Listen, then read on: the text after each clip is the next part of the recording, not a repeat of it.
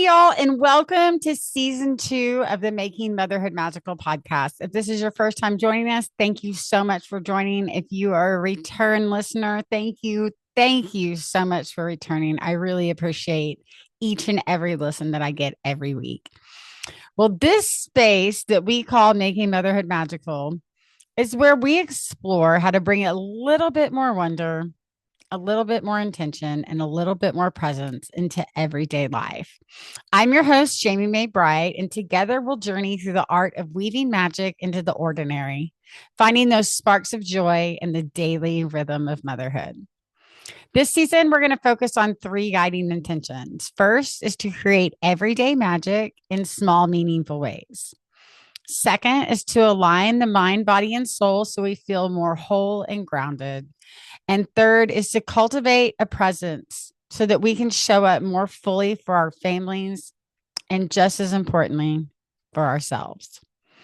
So, whether it's through rituals, storytelling, or just simple mindful practices, this podcast is here to remind you that motherhood isn't just about getting through the day. It's about creating a life that feels rich, connected, and magical. So, take a deep breath. Let yourself arrive in this moment, and let's step together into this episode of the Making Motherhood Magical podcast. This week's theme is called Enchanted Spaces. And what we are going to do this week is we're going to talk about a lot of different ways that you can make your home more magical. So you can bring wonder, bring intention, and bring soulful rituals into your home while actively including your children in this magic making process. Because that's half of our battle, is including our kids in this daily practice that we call magic. So before we get started this week, there's a few things I'd like to get out of the way. First and foremost, yesterday was the Aries full moon, and I have that card, the Aries moon, full moon in Aries. It says, cool your emotions. So if you are feeling like you are running a little red right now, running a little hot, running a little emotional, just take a chill pill. Okay. You're going to get through this week fine. Aries are all about fire right in your face, very burning, very bright, not everlasting. It burns out pretty quick. So that's good. But just know that this week, just cool your emotions. We are using the Moonology deck by Yasmin Boland. I get these directly from Hay House. So you can see right here, Hay House. Hay House is actually why we did not have an episode last week. Last week, usually I record on Mondays. And last week, Monday, Tuesday, Wednesday, and Thursday, I had a 4-hour long writer's boot camp with Hay House. And it was super exciting. I'm super pumped up to write my book, wink, wink, Making Motherhood Magical. And so last week we did not have an episode because I was super busy in the depths of this writing boot camp. And I really learned a lot. I'm really excited. But Hay House is a great, great publisher. They have great decks. They have great books. They have great journals. They have great classes. If you are not a Hay House regular, just jump on over there and check it out. Hay House is amazing. So if you watch out, they will have sales. I think I got this deck for $10 or $12. So don't just immediately buy everything you want. Put it in your cart. Think about it. Wait until it's on sale. You'll save some money. I promise. Everything is on sale at some point. So let's see what this Aries full moon is saying to us. I can find it. New moons, first quarter moons, full moon. Here we go. Full moon in Aries. Cool your emotions. Are you in the middle of an argument or perhaps in the mood to pick an argument? Surely not. Or are you being overly forward? This is a time of heated emotions and frayed tempers. Anger is better than despair, as Abraham Hicks taught us, because anger spurs us on to do something. But you may get better results if you master your emotions. Certainly avoid stirring the pot or it could boil over. Cooling your emotions and being the peacemaker means you'll attract a more peaceful outcome. Seek the balance between you, and me. Balance. It's all about balance. Says there's no point in pretending that you don't have intense feelings as this blocks your manifesting powers. You need to work through your feelings by thinking of people involved or forgiving yourself. Some ideas for a manifesting ritual for releasing fiery feelings. Add Angelica essential oil to your diffuser. Find a comfortable seated position and gently close your eyes. Call in Athena, the warrior goddess, to give you the courage that you need to work through your emotions. Ask Athena to surround you with her energy so that you can transmute anger into healthy anger and even love, including in dramas with others. A good manifestation affirmation is out of this, only good will come. And the best time to work your magic is when the moon is in Aries on a Tuesday, like today. Tuesday is Mars Day. So cool your emotions, find your center, take a deep breath, push through this Aries full moon, and you got this. You got this.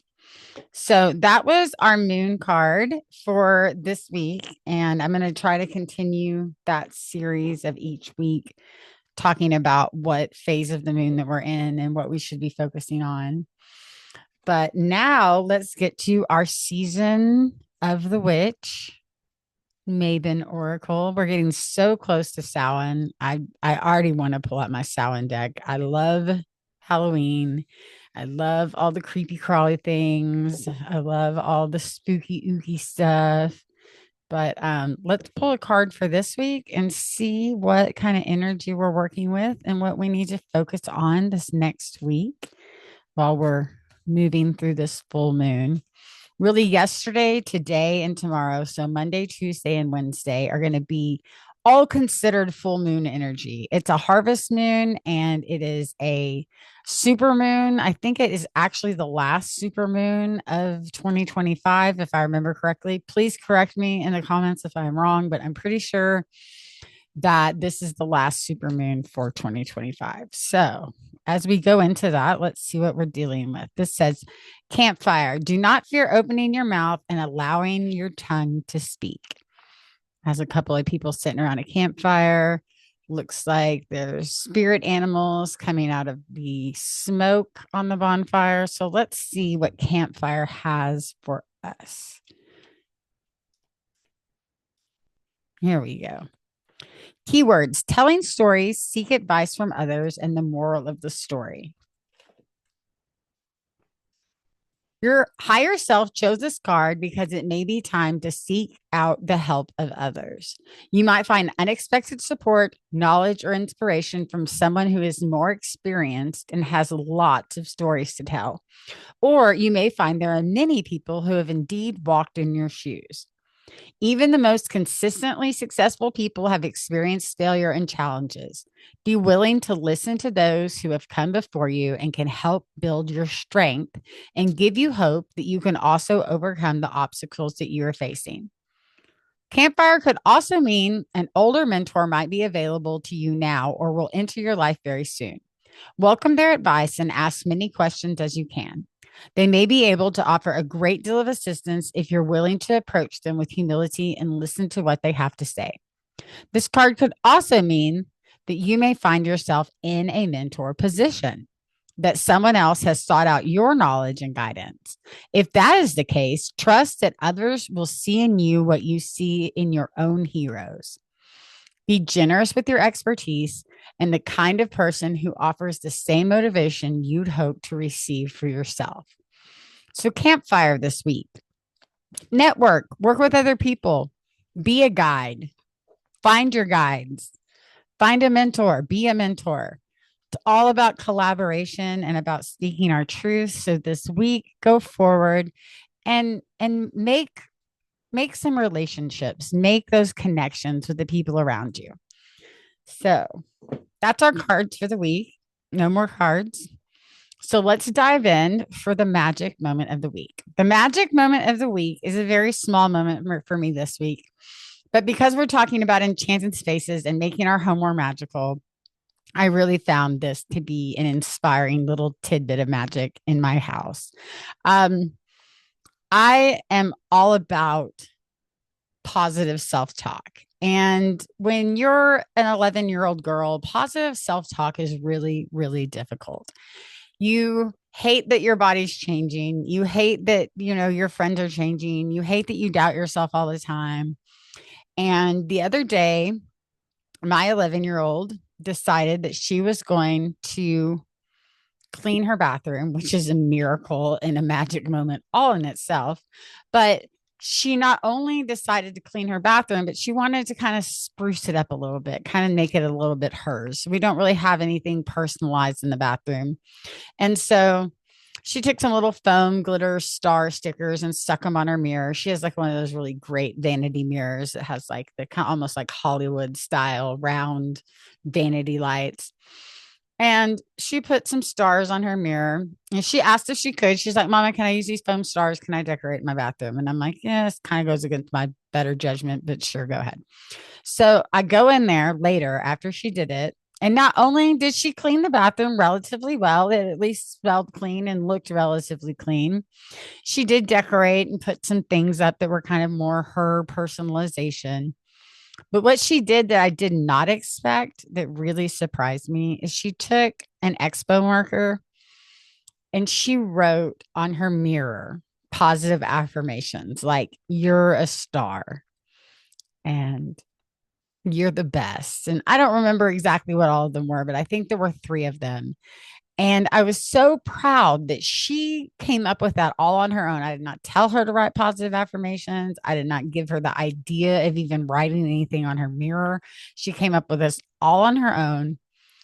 And it was so magical to walk into that bathroom and it not only be clean, but it also be inspiring. It be a place where in the morning you get up and you're like, yes, I am a star. I've got this. And I'm so happy that she did that for herself because it's so hard for us to be kind to ourselves that it really warmed my heart that she has taken it upon herself to show herself some self love and some self confidence and just really show up for herself in the way of writing a message on her mirror. So that was my magic moment this week. I'm super, super proud of my little peaches because I say little, she's taller than me now. She's full human size, but she's still my baby. She's still only 11. And even though she's as big as a full size human, I will still hold her on my lap and call her my baby anytime she lets me because she is. They're all my babies. I don't care if they're 30 or 3. They're still my babies. So let's jump into this week's episode, Enchanted Spaces. Who is this episode for? This episode is for parents and caregivers and moms who want a deeper connection with their home and their family. And it's really for anyone that's craving more beauty, more ritual, more rhythm, more intention without feeling the need to be perfect. I will remind you once again, I am the world's okayest magic mom. I'm a little bit more than a world's okayest mom because I am magical, but deep down in my soul, I am okayest. And that is okay. It is okay to not be perfect. And it is okay to just strive for what works for your family. So always remember, take everything I suggest with a grain of salt because I myself do not have my shit together. And I do not always know what's going on or what the plan is going to be. I am winging it just like the rest of you. And I think that's part of what makes this podcast so relatable to other people is that I'm not trying to stand up on some pedestal and direct you in this way. I'm here right with you in the trenches. Let's do this. Let's get dirty. Let's have fun. Let's make some fucking magic. And let's have a meaningful, magical day every single day that we're here. There's no reason why we shouldn't be channeling our magic daily. So, overview of what's coming in this podcast episode. What home magic is, how to invite your kids in to do it, different rhythms, rituals, and projects for the magical mindset shifts. And I'm hoping that you will walk away with some practical ideas and some magical inspiration. So let's do this. What is magic in a home? As I said before, magic is not perfection. Magic is all about intention, connection, and finding the sacredness in every day. So, something simple that you can do to find a little bit more magic would be an example of maybe whispering blessings while you're folding your laundry. Maybe as you fold your kids' socks every day, you're like, oh, you're going to have a great day. And you literally just put intention in to folding their laundry, but aim forward, aim towards what they're going to need the day that they wear those socks. Give them the confidence in little intentions when you're preparing their clothes. Super easy, doesn't take but just a second. Another one that's super easy to do would be like light a candle and make a wish, just like a birthday. Set an intention for that candle. And especially if you do get the little birthday candles, I love the little tiny birthday candles from the Dollar Tree. They're one of my favorite ways to make magic. But you absolutely have enough time to burn one birthday candle and sit and watch the whole thing burn. There is something so centering to me and so grounding to sit and watch a flame burn from the top to the bottom, even when it's just a minute or two. Tea lights are also great. They burn a little bit longer. But I don't want you to ever think that you have to be tied down to a candle just because you lit it. Yes, it is nice to sit and have a moment with that candle, but you do not need to feel obligated. You do not need to feel obligated to sit with that candle until it's out. I don't know if you can see it, but right over here by my cauldron, I have one of the little snuffers so you can snuff out your candle. Some people don't believe in blowing out candles. I got the snuffer mostly because it feels fancy and I like to feel fancy. But long story short, light a candle, make a wish, set an intention, and just go about your day. It's an easy way to add just a little bit of magic. So, we're going to talk real quick about 4 pillars of the magical home. I apologize for my phone going off. I'm not going to edit this out, nor am I going to record this episode, but I will put my phone on silent because I'm really bad about that. It doesn't matter when I record a podcast, someone will interrupt me during the podcast. It will happen. So, 4 pillars of a magical home. And I do have a PDF that I made. I'm going to try to make one of these every week, but this one is for Enchanted Spaces. And we're going to start right here with the 4 pillars of a magical home. The first one is ritual. It's important to create meaningful rhythms. Now, these can coincide with the days of the week. These can coincide with the, different seasons of the year. You really can create a meaningful rhythm anytime you're paying attention to nature and you're bringing it in and you're doing that same thing over and over again. Another thing that's a ritual that people take for granted every day is making a cup of coffee. Think about the ritual that there is to make a coffee. Now, for me, I use one of those stovetop espresso presses. So I don't just like set a coffee maker and forget it and it, does its own thing. I have to attend to that coffee maker, the coffee pot, because it will literally boil over and it will boil dry if I do not pay attention to what I'm doing. But every day, I do the same thing. I fill the water. And while I'm filling the water, I'm filling my cup with all of the things that I need for the day. So if I need patience or if I need confidence, while I'm pouring the water into the bottom part, I am filling my cup with the things that I need to be fulfilled for the day. And then as I put in the coffee grounds, I think about grounding myself. Like there is nothing much more grounding feeling than some coffee grounds. It is like dark, rich earth that's going to make us a magical elixir to drink. So I think about grounding when I add my grounds. So maybe I'll say a little prayer, or maybe I will, with these grounds, I attach myself to the earth. I give myself back and I ask, for guidance and acceptance and grounding from Mother Earth.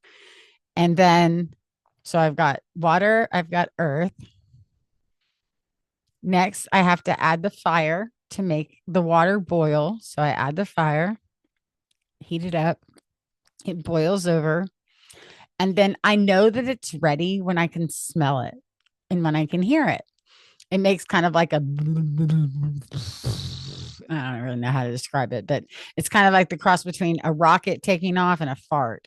So when I hear that sound in the air, because sound is all about air, that's bringing in the air. So I have earth, air, fire, water, all going into this ritual that is making coffee. And it's so simple. We just bypass it every day and are like, this, that, next step. Where's my coffee?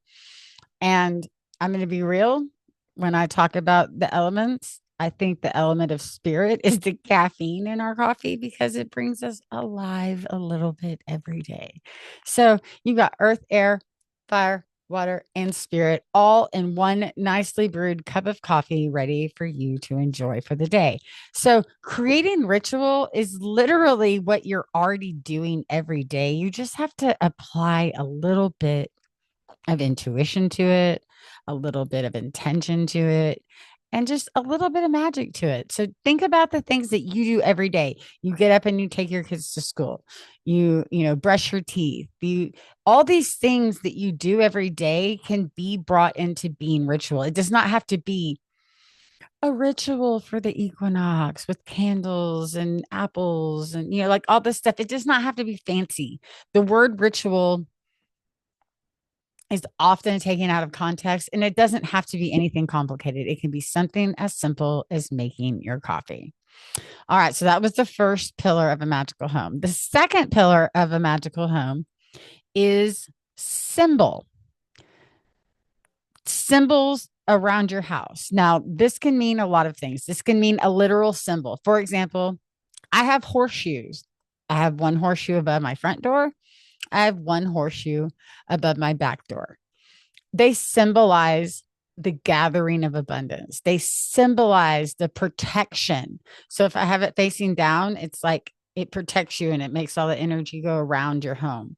If you have it facing up, you can gather your abundance inside of that horseshoe. So while my kids may not exactly know why there's a horseshoe hanging above the front door and the back door, I know what that symbolizes. I know the symbol of the horseshoe. And so I know the intention that is behind that symbol. But it can be all kinds of things. Symbols can be little trinkets that someone gave you. If you look on the shelf behind me, right there, it looks like a green witch head, and it's hard to see. And inside of it is the Wicked Witch of the West. But that is a symbol of my mom. Most people would look at that and think, oh, Wicked Witch of the West. It's a witchy thing. But that was my mom's. It was one of the things that she collected that was with her, which she had lots and lots of witch stuff whenever she passed away. But I have all kinds of things on my bookshelf that are symbols to me. And they don't have to be symbols to everyone, but they can be symbols to everyone. Like I have a lot of pentacles in my home for protection and for abundance. That's a symbol that everyone recognizes. Now, everyone is going to have a different meaning for each symbol. So pick symbols that mean something to you. Sigils are a great way to incorporate symbols. Runes are a great way to incorporate symbols. I don't know if you can see behind my ear right there. I have 3 runes, and my husband has 3 runes. We had our runes done in Taos, New Mexico, because when we travel, we like to get tattoos, and that's what we got when we went to Taos. But you can incorporate symbols all over your home, and people not even really notice that they're there. So, ritual, that meaningful rhythm, symbol, those meaningful things that you see and associate with things that are meaningful to you is very important. It gives you visual cues and it has a story behind it. Most of those things are like their own little storytelling object. And that's what I want. I want you to surround yourself with things that mean something to you. The next pillar of a magical home is sensing. So, not just sensing, oh, I feel something magical, but literally your senses, what you can see, what you can hear, what you can smell, what you can taste. All of those sensory inputs are inputting magic into your life. It is inputting energy that is a positive influx of what you are trying to achieve. So, use scent. I love incense, as I mentioned before. I love using essential oils. I love doing a good simmer pot, simple simmer pot for fall. Take a couple apples and a couple oranges that are past their prime in your fruit bowl, cut them in half, throw them in a pot, put in some cinnamon bark, put in some nutmeg, put in whatever calls you. I noticed that if I will just let my intuition go to town in my little home apothecary or even in just my spice cabinet in the kitchen, that I will always pick the things that I need, whether I know I need them or not, because I will like back Google, like say I put dill in there. I don't know why I put dill in there. So I'll Google up why, magical properties of dill. And I'll be like, oh yeah, abundance, fertility, whatever the things that dill brings. I will notice that it is stuff that I need in that energetic conjuring that I have going on in my simmer pot. So don't be scared. There's no wrong way to make a simmer pot. There's no wrong way to, pick an incense. Pick what you like, pick scents that make you happy, pick scents that make you feel energized, and just go with it. Go with your instinct, go with your intuition, and roll with it because it is going to be what you need. The fourth pillar of a magical home is connection. And that's connection to nature. That's connection to the actual space that you're staying in. That's connection between the people that live in that space. Connection is so important because when we connect with each other, that's when the magic happens. We need to turn off the TVs, turn off the tablets, turn off the PlayStations, unplug our brains from this bombardment of blue light and screen time and reconnect with each other. There's really a lot of beauty in that connection. And I want to challenge each of you to see different ways that you can find connection in your enchanted space inside of your home. So, real quick, I just want you to reflect what makes a space feel magical to you? Because that's really what matters. What feels magical to you and what feels magical to your family? Ask them. I was shocked the other day. I was asking my youngest, he is 8, and I was asking him what the most magical thing about his room is. Now, granted, this kid has musical instruments. This kid has colored lights. This kid has one of the diffusers for essential oils. And when I asked him, what do you think is the most magical thing in your room? He told me, my plant. He has this little fern that barely gets enough light to live. And he has a basement room. That's why it barely gets enough light to live. But he told me that the most magical thing in his room was that fern. And I can't disagree with him. As you can see behind me, I have plants everywhere. I have plants in front of us. You can see in the mirror right there. I have plants beside me, behind me, around me. This is one of the best lit rooms. So this room has probably more plants than some of the other rooms, but I can't disagree with him. I love the magic of a plant, and ferns to me are magical because they require very little to survive. And to me, that is also magical. So Ask yourself and ask your kids what makes your home feel magical, and then start incorporating that into your home. Okay. So, preparing your home for magic. What are some things that we can do to prepare to bring that energy into our home to make it more magical? And one of the things that I cannot recommend more is to start by clearing up your house. Stuff around your house is a physical manifestation of your mental health. It is a physical manifestation of what you are doing energetically in your life. So if you are stagnated with a bunch of just stuff sitting around your house, get rid of the stuff.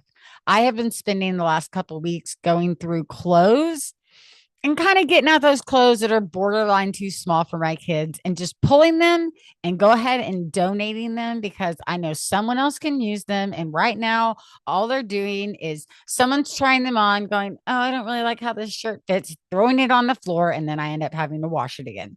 So, a good place to start might be in your closets. Clear out one closet a day or one closet a week. I'm not trying to aim high. Let's just aim where we can handle. But clear out that physical clutter, and you will see that it actually opens it up to be more energetically flowing. And it's really important to help your kid, have your kids help do this. Help, let them help sort.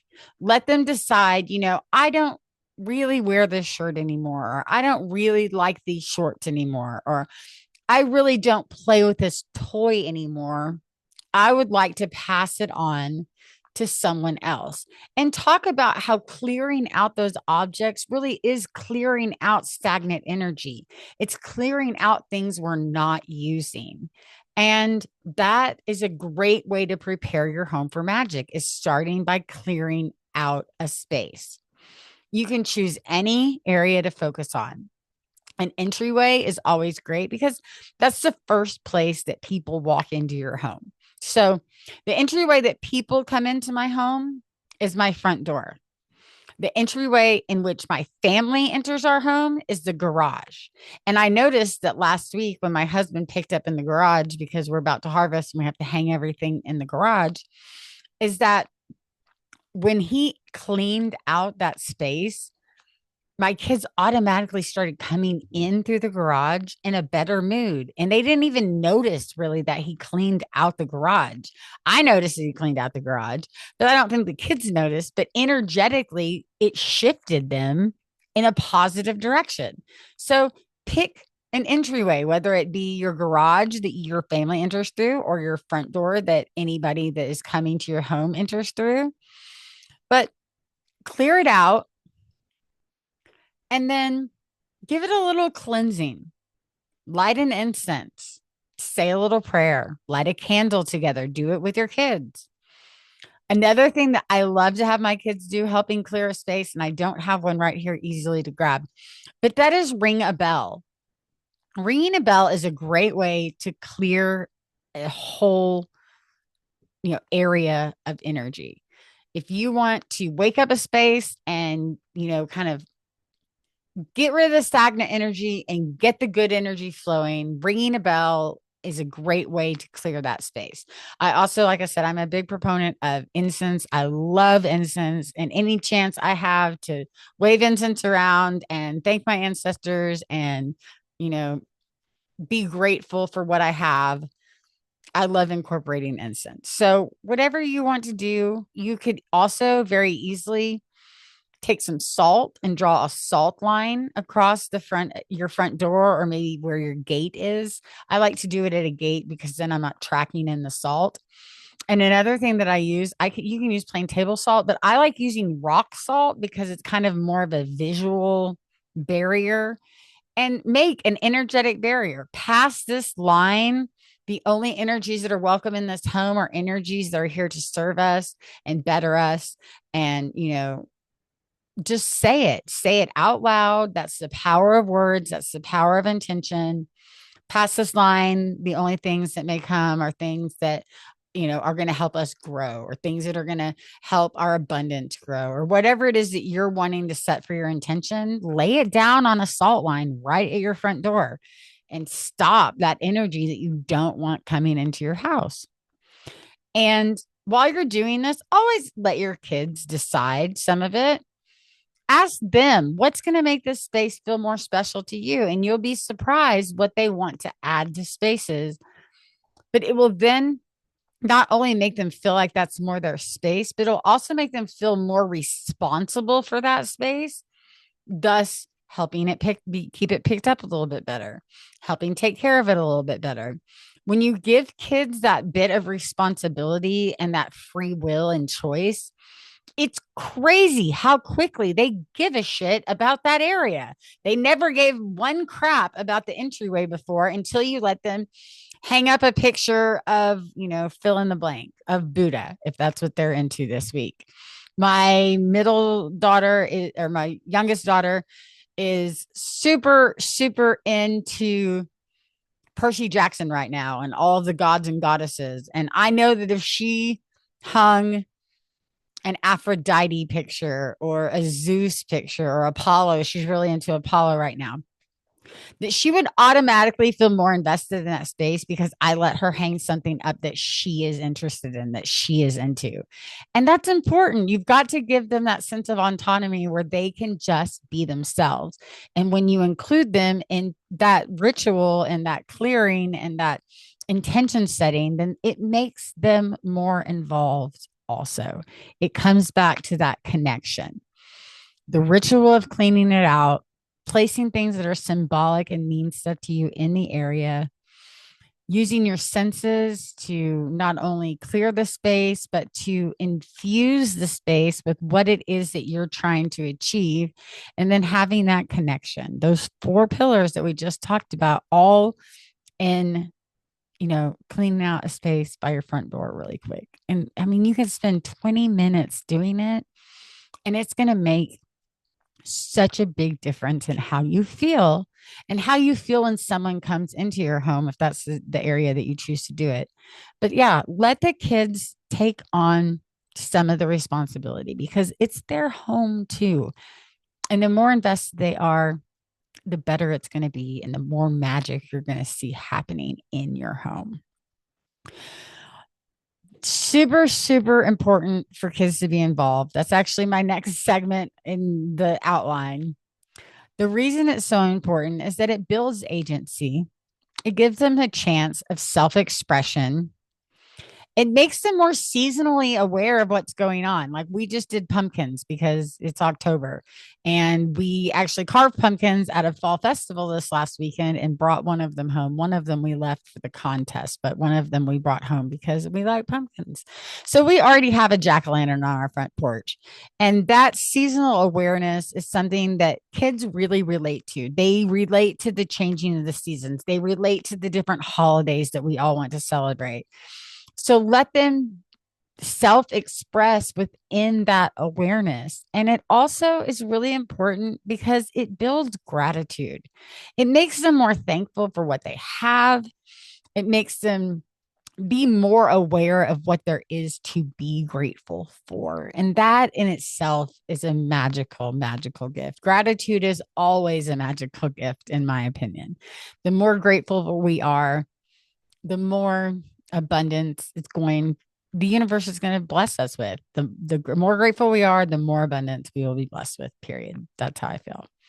So it's hard when you're a mom and you have a 2-year-old, a 6-year-old, a 10-year-old, a 14-year-old, and a 15-year-old. Trust me, I have lived this life. I have lived the life where I had a student in high school, a student in middle school, a student in elementary school, and a student in preschool, all going to 4 different schools, all on the same day, every day of the week. I've lived that life. Fortunately, now we are down to 1 school, 2 kids, 1 school. But when all 5 of them were here, it was a huge challenge to figure out what we could do that the 2 year old would love, that the 15-year-old would love also. And that's hard. And so I have some different ideas broken out by age group, and I do have it in the PDF also. It says inviting kids into the magic, and then it has some age groups. I have it split up between 2 to 6 year olds, 7 to 11 year olds, and 12 and up.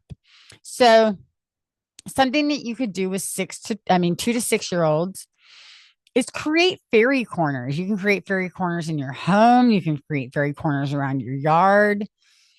Or if you're not into fairies, maybe make a nature table, go on a nature walk, find leaves, find acorns, find pine cones, find whatever it is that you can find this time of year. Rocks. We always find rocks. There's rocks all over my house. As you can see in the video, there's rocks everywhere. We love rocks. You can always make a nature table just of rocks if you want to. The 2 to 6 year olds love that tactile feeling of things. And so if you can make a table or a little corner that incorporates different things that they can feel and maybe even smell, like you can smell pine needles and pine cones. Always try to work those 4 pillars into whatever you're doing for each age group. You can also ask 2 to 6 year olds to have them lead you to places that they find to be magical. I know that my kids love making naked and afraid shelters. We've talked about that before. But when you get into one of their little shelters and you see the light filtering through the little branches and leaves they've used to make the shelter, it truly is a magical spot for them. It is like their entire world in this little tiny hut that they made. So ask them, hey, do you know of any magical spots in our yard? And you'll be surprised. Your kids will be like, yeah, mom, come on, let me show you. And then they get to guide you into a little bit of their magic. And that is fucking awesome. I love it so much. Another thing that 2 to 6 year olds are completely capable of doing is blessing water with love before they water plants. My kids love watering plants. In fact, sometimes it's a total fucking disaster because they love it so much. But let them put intentions into the water and let them water or even make moon water. Like with it being the full moon right now, it's a great time to make moon water. And with it being in Aries, it's going to be a very fiery water. So make some moon water, put it outside, say a little blessing, set a little intention, and then let your kids use it to water the plants. It's fantastic. So 7 to 11 year olds, make a home blessing or a spell jar for love or for peace or for gratitude or for whatever it is you want to do. But let them take a jar and either take little pieces of paper and fill out little wishes or little things that they're grateful for, or maybe they're little blessings that they want to give to someone else. They pull it out every day and they're like, today I'm going to tell someone that I really like their shoes, or I really enjoy spending time with them, or whatever it is. They can fill that jar full of whatever kind of magical things that they want, but they have the capability of writing down those things and coming up with those ideas. 2 to 6 year olds can do the same thing, but you're going to end up doing the writing. You're going to end up doing most of the brainstorming, but let your 7 to 11 year old do this on their own. It doesn't have to be perfect. It doesn't have to be all that legible. It just has to be legible enough for them to read it. It doesn't even matter if you can read it.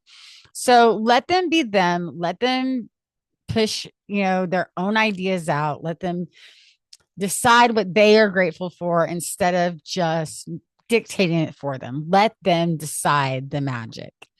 Another thing that you can do with 7 to 11 year olds is to craft moon phase charts. Don't have a moon phase chart? Google moon phase charts for children. You will be surprised at how many different things come up. Now, I'm not a Pinterest person. Please don't shoot me. I know everyone loves Pinterest. I don't love Pinterest. I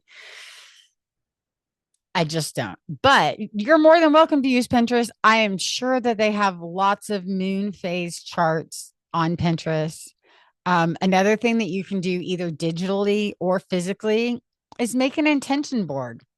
I love going through and finding the pictures that I want on an intention board and printing them out and then cutting them out and like making a physical collage that's right in front of you. But if you don't want to go through all that, go to a Google Doc and just make a vision board with pictures on your Google Doc. It's easy, it's quick, it doesn't have to take a lot of time, it doesn't have to require a lot of involvement. You don't even have to use glue and scissors if you don't want to. But if you do, I personally like a good tactile thing in my hand. So that's just me. But yeah, make an intention board, make moon phase charts, designate special places in your home for them, for their stories, for their intentions, for their dreams, for their wishes. Let them have a space that's theirs. Even if they have to share a room with a sibling, let them have, a little box that they keep under their bed. That's where they keep little, special rocks or special whatever it is that they, collect. My kids are constantly collecting weird shit. So let them always have a space that is their safe space and is their magic space so that they know that no one else is going to come and change that stuff around, and it it belongs to them. And once again, it goes back to them having that ability to feel like they belong somewhere and they feel like something is theirs. It's important to feel like that, especially when you're in a weird tween age. Being a tween is fucking hard, and feeling like you belong when you're a tween is even harder. So always let them have a place where they 100% feel like they belong. That's important. So 12 and up, what are some things that 12 and up can do? 12 and up, design personal sacred spaces. Let them make their own altar, whether that be a seasonal altar or an ancestral altar. We have Dias de los Muertos coming up soon. You can make an ofrenda. I love making ofrendas. I come from Texas. I hail from a very rich Hispanic, culture in where I grew up. And I've also lost most of the people in my life that I, looked up to. They're all past. So now I love making a frienda. I love inviting them into our home. I love them to spend time with us, to honor them, to give them offerings. And that is something that a 12 and up can do all on their own. Let them find the pictures of their abuela. Let them decide, oh my gosh, she loved Diet Coke. So I'm going to put a Diet Coke on there. And, whoever, just whatever it is that you feel is right for that situation, let your 12 and up decide themselves. It will make them feel so much more involved. So let them design personal sacred spaces. Let them write their own rituals and morning mantras. I love a good morning mantra. Like I said, Clara put morning affirmations on her mirror, and I thought that was fantastic. She's not even 12 and up, and she did that all on her own. So think about where your kids are, and it's not necessarily you have to be 12 to do this. That's not how this works. We're fluid. We can do however we want, whatever feels right. If it feels right to your kid and it feels right to you, then it's right. So these ages are just generically generalizations. Also let your 12 and up choose home scents when you go to Walmart to pick out a new block of, Better Homes and Gardens Scentsy block. Let them pick out one. Let them pick out a scent that, brings them peace, that makes them like, for example, Clara loves the smell of peppermint. I love the smell of peppermint too, but I don't want to smell it all the time. She has a body spray that is peppermint that she will hose down her bed and herself and her area. And I will walk in and it will smell like a fucking candy cane, but she is happy in her little candy cane world. And so that smell brings her peace. And that's her room. I don't care if it smells like peppermint. I don't want to smell like peppermint, but she does. And so she enjoys that. So let those older kids pick out scents that they can experience in your home. Let them pick out altar themes. Let them pick out, what they want for the season. Like maybe you want pumpkins, but they want apples, or you want cardinals and they want, I don't know, some other kind of bird that's not a cardinal that's in the fall. They like robins or whatever. Let them choose some themes for the altars, not only in their own room, but for around the house. Another thing that I love letting my older kids do is choose a playlist. Clara has her own playlist on Spotify called Clara's Callings, and it's all different songs that she has introduced to me. Or maybe I already knew that song, but it's something that really moved her like on a soul level. And so I love putting that playlist on for her to feel more in her skin, to feel like validated that I know I introduced mom to this song. And in my family, that's kind of a big deal. I love all things music. I know all things music. I very rarely, unless it's brand new music, have not been exposed to it. If it's older than 5 years, I probably have experienced it. But they love bringing me new stuff, and I love them bringing me new stuff. If you can bring me a new song that makes me cry, you made my day. And believe it or not, my kids do it on a regular basis. My adult kids do it, my little kids do it, and all the kids in between do it, and all of the kids that I've picked up along the way that aren't my actual kids but are still part of my kid family also do it. And I love it. And let them pick out playlists, especially if they're in a bad mood. If they're in a bad mood, let them listen to the music that they like to listen to, and let that music change their energetic projection. You will be shocked at how quickly things shift when you just let your kids vibe out on their own. So, always ask your kids, what kind of magic do you want to invite into this room? And then let them do it. Let them be part of making the magic. Because when we make magic every day, everyone has a spot for their magic. And that's so important. So, here are some ideas for different magical daily and weekly rhythms that you can kind of vibe with. For daily mini moments, I already mentioned a morning candle with an intention is a great way to start. You could do a small thing with kids that I think is fun to do is to get a bunch of grapes and leave them on the vine, the bunch, and have, like your little Roman bunch of grapes, and have a gratitude grape at dinner where each person shares one sweet thing that happened that day and let it represent a grape. And then after you decide what your gratitude grapes are, eat your grapes and share all those magical, wonderful, sweet moments with each other. We talked about ringing a bell to clear a space. You can also ring a bell before meals. Think about the old timey, wagon wheel, chow, whatever it's called. You know what I'm talking about. But ring a bell before you eat. Reset that space and that energy before you all sit down to share a meal together.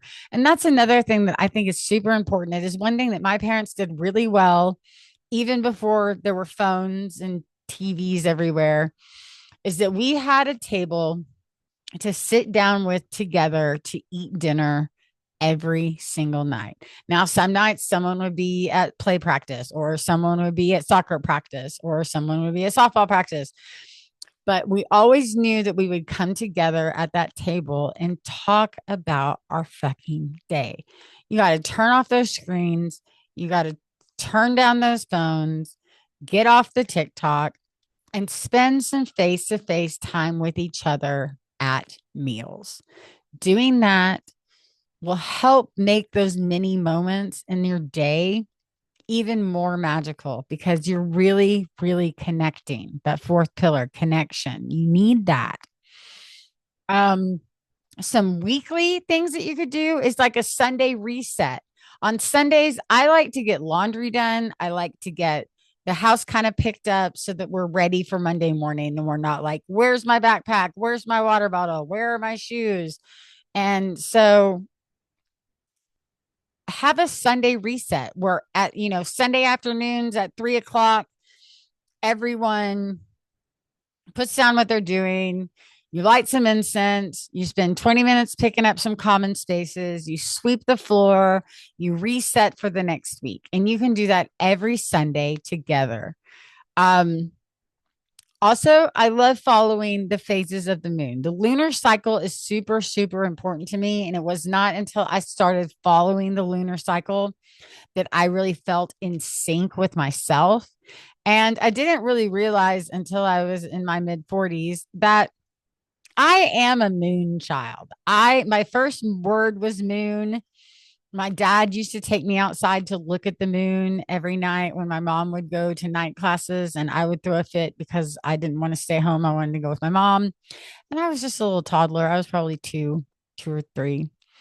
And I remember going out and seeing the moon with my dad and how much that meant to me. And now that I'm older and I'm a lot more aware of the lunar cycles and like what phase the moon is in or what sign the moon is in, I have really been able to feel more in sync with myself and more in sync with nature and just more in sync with spirit in general. So, moon phases are a great weekly thing, like how I talk about every week. Like we're at the full moon in Aries right now. Get you a deck of cards. Get you a deck and make your sentences of the lunar cycle. See what's coming up and share it with your kids. Go over it together as a family. It's a fun thing to do, and it really helps you get in that connection with nature. Um, Seasonal celebrations. We just had Mabon. Before that, we had Lugnasta. Before that, we had Midsummer. Before that, we had Beltane. And it's just like when you start doing the seasons of the year and the different Sabbats, it's like every 6 weeks there's something else going on. So celebrate those different turnings of the wheel. Celebrate your Halloween and your Samhain, and celebrate your Yule and your Christmas. And there's no right or wrong way to do it, but you can incorporate whatever weekly season you're in. You can incorporate that on a weekly basis with your kids. Some tools that may help with that is maybe having a family altar or a shelf that you use as an altar.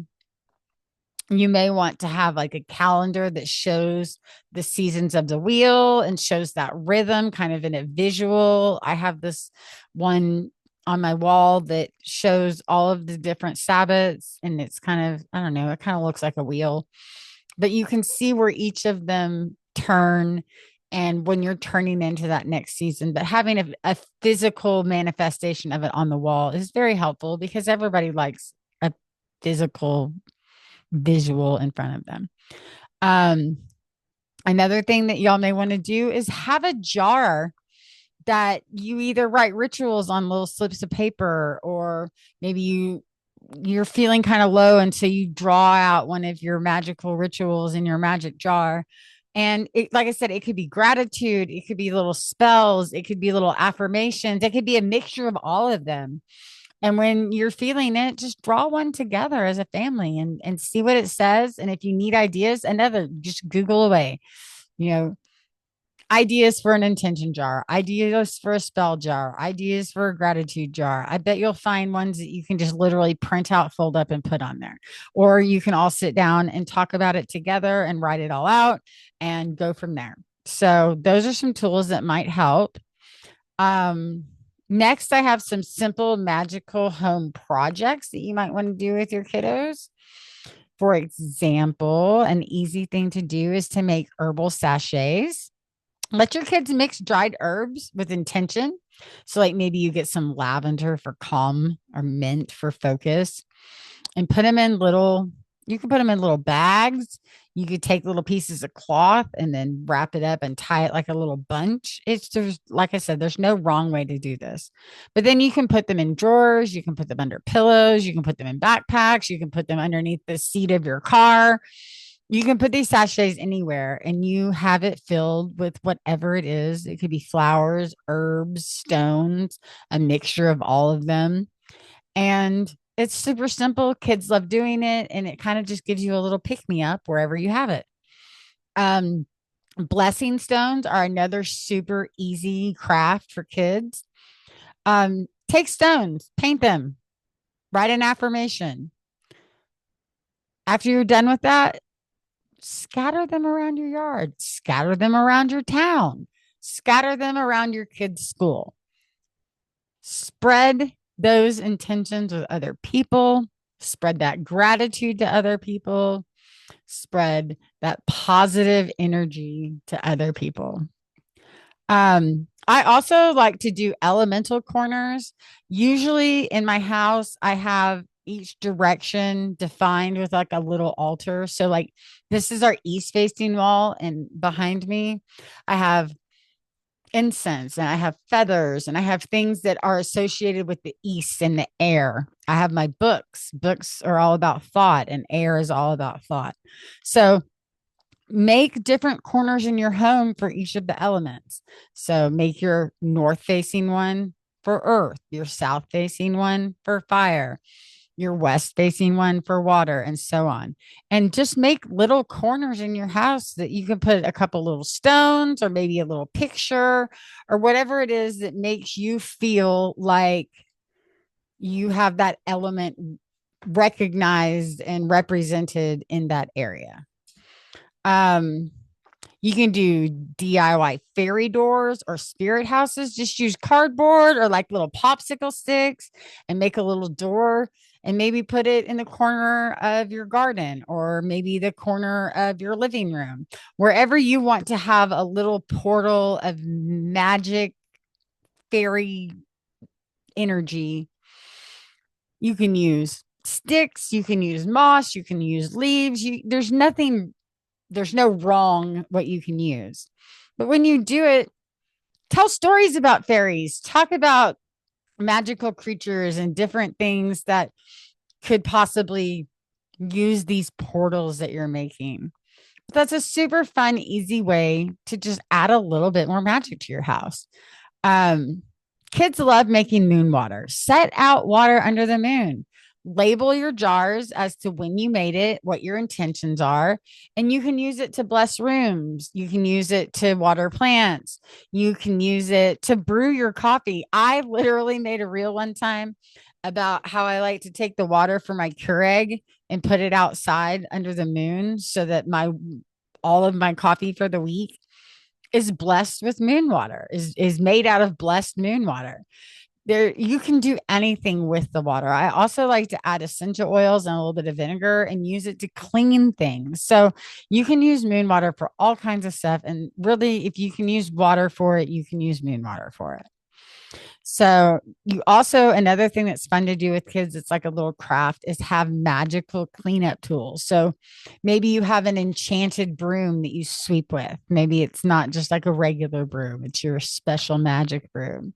Or maybe you have a calming spray, or like a lot of kids are scared of stuff at night. Have them make a monster spray where they spray it all over the room and they know that when they smell that smell that there are no monsters in their room.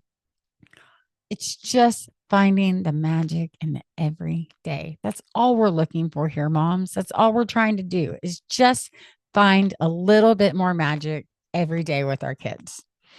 So remember that magic making happens even in the middle of the chaos.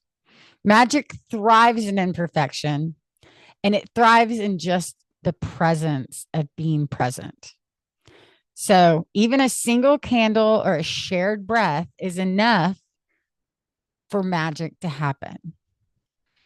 Now, kids are kids and they are bound to be difficult, and not everything is going to be this magical, wonderful fairyland that we want it to be. So when kids resist, don't force them, invite them. Don't say you have to do this. Say, would you like to do this? I've noticed, especially with my little ADHD dude, is that if I give him choices, he'll make the right choice. But if I tell him what to do, he'll make the wrong choice. So I try to give him choices in what he does and try to do that with your kids. And just know that they may not want to have anything to do with it today, but they may watch you. So continue making the magic and let them pick up the pieces that are meaningful to them. Don't force anything that's forced is not real magic. So just let it go with the flow. Try to make rituals playful and include stories or games, or maybe let them make up a secret spell. But invite, don't force, always invite. And always try to find little micro magic moments. Like when you hug your kid and you whisper something in their ear, like, you're going to have a great day today, or I'm really proud of you. Take those mini moments and add a little bit of magic just with your love and your attention. Maybe when you're tucking them into bed at night, maybe give them a little crystal. If they're having bad dreams, maybe give them an amethyst or a dream amethyst and be like, this is to help you have good dreams while you sleep and to protect you and to give you calmness and peace and, to lessen your anxiety. And it's just a little tiny micro moment, but it's those little tiny micro moments that add up into such a magical lifestyle and a magical childhood and a magical motherhood, which is what we're here to do, is to make motherhood just a little bit more magical. So I challenge you this week to find how many micro magic moments you can find, because I think that when you start looking for them, you're going to find a lot more than you think you're going to. So thank you again for joining me today for the Making Motherhood Magical podcast. I invite you guys to look for the magic every day, to choose a couple of small actions to do this week. Like, for example, create a mini altar with your kid this week. I want to challenge you to pick one sensory upgrade. So, one scent, one light, one touch, one sound, one thing that you can add this week that is a sensory element to make it more magical around your house. I'm going to tell you right now, incense is a really easy way to go with that. I love incense. It adds such a great scent. It fills the air with like this magical presence, and it just freaking smells good. So, that's an idea.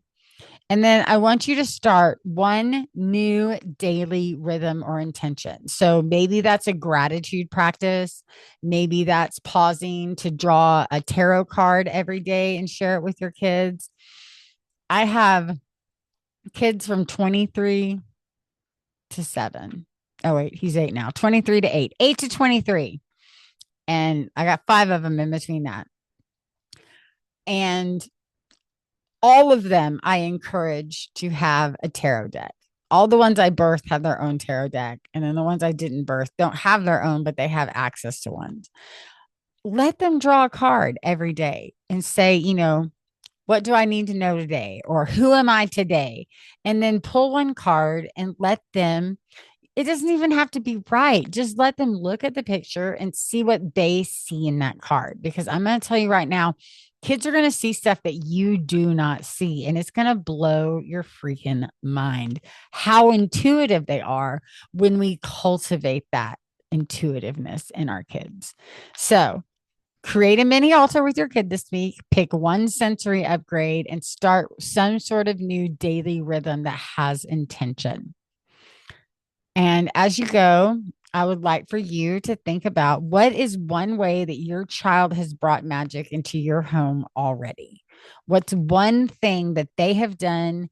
Maybe it was, bring in colored leaves, or maybe it was they found a pine cone and they're keeping it on their bedside table. But this week, we talked about how the home is sacred and that kids really are natural magic makers, and that all these small moments add up into a big magical impact, a big transformation in our lives.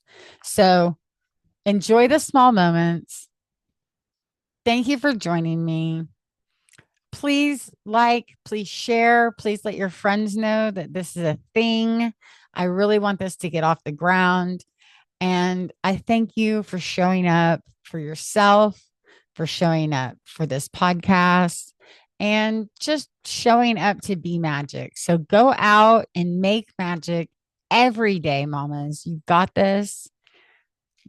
Do it. Until next week, thank you so much. Have a great one. Love you much. See you next week. Bye bye.